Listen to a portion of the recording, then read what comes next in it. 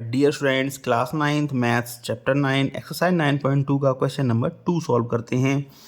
Question number 2 में हमको कहा गया है if two equal chords of a circle intersect with in the circle prove that the segments of one code are equal to corresponding segments of the other code. Means एक circle है, इस circle में दो equal codes हैं, जैसे इस circle की equal कोड A B and C D हैं, ये दोनों इक्वल कोड्स हैं और एक दूसरे को ये इंटरसेक्ट कर रही हैं पॉइंट पी पर।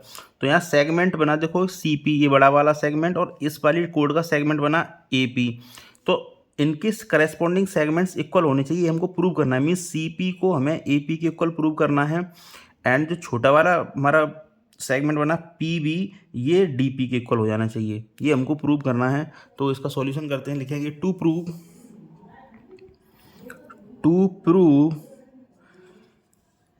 ए P equal to C P, A P equal to C P means A P equal to C P, ये और ये इक्वल हो जाने चाहिए, एंड बी पी ये वाला इक्वल हो जाना चाहिए डी पी के, A B P equal to D P. ये जो करेस्पॉन्डिंग सेगमेंट्स थे ये इक्वल हो जाने चाहिए, कब? जब दो इक्वल कोड्स एक दूसरे को इंटरसेक्ट करती हैं किसी सर्किल के अंदर। तो इसमें हमने कुछ कंस्ट्रक्शन किया है, तो उसको लिख देते हैं कंस्ट्रक्शन। जॉइन ओ पी, ओ से हमने पी को ज्वाइन कर दिया है, तो लिखेंगे जॉइन ओ पी, एंड ओ से एक परपेंडिकुलर हमने ड्रॉ किया है ए बी पर, एंड दूसरा परपेंडिकुलर हमने ड्रॉ किया है ओ से, मीन्स सेंटर से हमने दूसरी जो कोड थी हमारी सी डी इस पर। तो लिखेंगे draw O M perpendicular to A B and O N perpendicular to C D. तो इस क्वेश्चन में मैं आगे पढ़ने से पहले आपको बता दूं कि जब किसी भी सर्किल के सेंटर से किसी कोड पर परपेंडिकुलर ड्रॉ किया जाता है तो उस कोड को बाइसेक्ट कर देता है।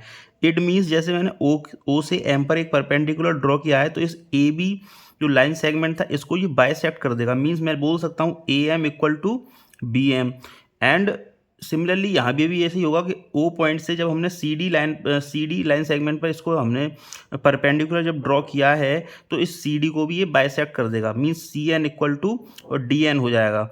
और हम एक इक्वेशन और भी समझ सकते हैं इस क्वेश्चन में, क्योंकि ये कोड्स इक्वल है, means A B equal to C D है। इट मीन्स इनके जो बाइसेक्ट्स पार्ट हैं वो भी एक दूसरे के इक्वल हो जाएंगे। जब हम क्वेश्चन आगे सॉल्व करेंगे तो ये आगे आ जाएगा, लेकिन मैंने पहले से ही आपको बता दिया है इसको। अब हम दो ट्राइंगल लेंगे, triangle O M P and O N P, इनको पहले हम कॉन्ग्रुएंट प्रूव करेंगे। तो लिखेंगे in triangle O M P and triangle O N P, क्योंकि हमने परपेंडिकुलर ड्रॉ किए हैं इसलिए हम बोल सकते हैं angle O M P equal to angle O N P. क्यों इक्वल हैं? बिकॉज ईच 90 डिग्री परपेंडिकुलर है, तो मीन्स 90 डिग्री हो गए। एंड ओ पी इस दोनों ट्राइंगल्स में आ रही है, ट्राइंगल ओ एम पी में भी ओ पी आ रहा है and triangle O N P में भी ओ पी आ रहा है, तो हम कॉमन है ये, तो लिख सकते हैं O P equal to O P because common. अब ओ एम इक्वल हो जाएगा ओ एन के, ये क्यों इक्वल हो जाएंगे? बिकॉज किसी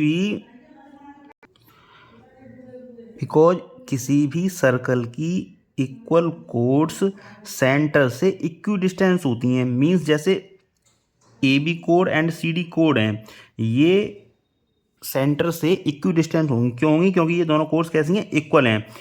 तो हम लिख सकते हैं O M equal to O N, क्यों इक्वल हो जाएंगी? इक्वल कोड्स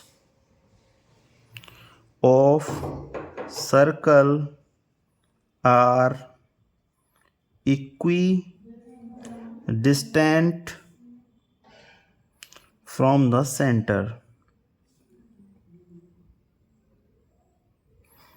इक्वल कोड सर्कल के सेंटर से इक्वी डिस्टेंट होती हैं। तो अब हम कौन सा कॉन्ग्रुएंसी रूल लगा देंगे, आर राइट एंगल लग जाएगा, hypotenuse and side, R H and S. तो हम बोल सकते हैं by R H S congruency rule triangle OMP is congruent to triangle ONP। ये दोनों ट्राइंगल्स को हमने कॉन्ग्रुएंट प्रूव कर दिया। अब हम CPCT से बोल सकते हैं PM इक्वल टू PN, देखो PM इक्वल टू हो जाएगा PN, ये CPCT से हो जाएगा बाई CPCT।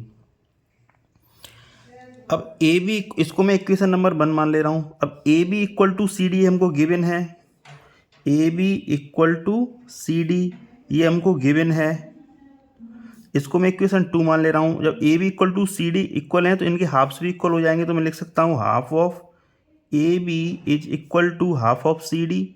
ये भी हम बोल सकते हैं half of A B equal to हो जाना चाहिए हाफ ऑफ सी डी के, बोल सकते हैं।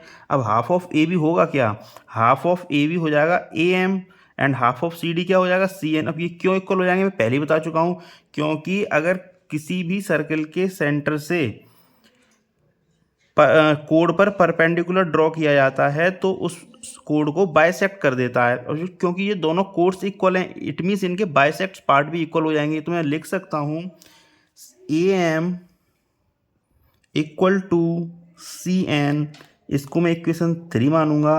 और ये क्यों इक्वल हो जाएंगे, इसलिए इक्वल हो जाएंगे द परपेंडिकुलर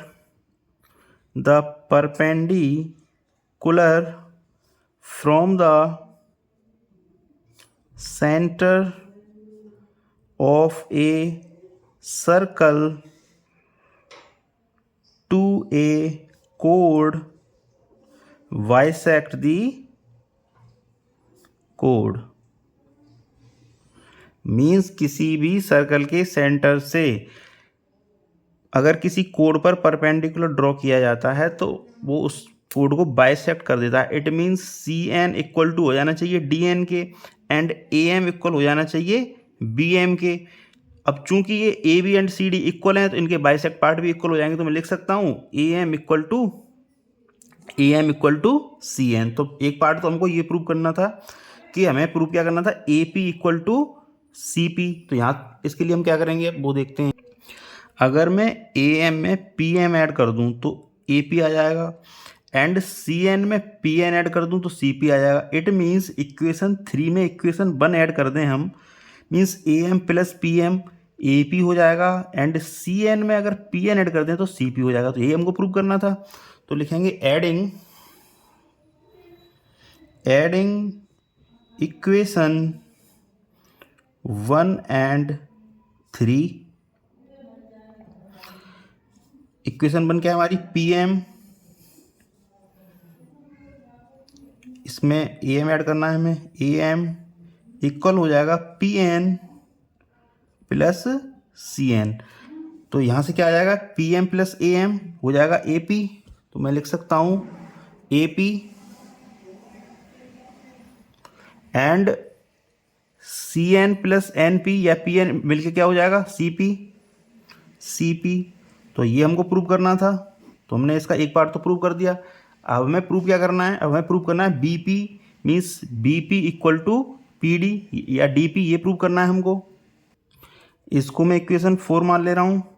अगर मैं क्या करूँ, इस इक्वेशन 4 से इक्वेशन 2 को माइनस कर दूँ, मीन्स ए पी से ए बी माइनस करूँ, ए पी कहाँ हमारा ए पी ये है, या मैं इक्वेशन 4 जो हमारी आई है 4 से हमें 2 माइनस करनी है, तो ए बी से अगर मैं ए पी से ए बी माइनस कर दूँ तो ये वाला पार्ट आ जाएगा बी पी। तो लिखेंगे equation 2 minus equation 4, equation 2 minus equation 4। Equation 2 क्या है हमारी, इक्वेशन 2 है हमारी A B equal to C D, means मुझे ए बी से माइनस करना है इक्वेशन 4 का ए पी माइनस कर दिया मैंने, इक्वल हो जाएगा, मुझे माइनस करना है सी डी सी एन से, सी डी से सी पी माइनस करना है मुझको। जब मैंने ए बी से ए पी माइनस किया तो क्या आ गया, बी पी।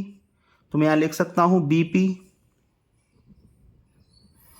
एंड जब मैं सी डी से सी पी माइनस कर दूंगा तो क्या आ जाएगा, डी पी आ जाएगा। तो हो जाएगा डी पी। तो हमें यही प्रूव करना था, A P equal to C P and B P equals to D P. तो हमने प्रूव कर दिया इसको। तो thank you very much for watching.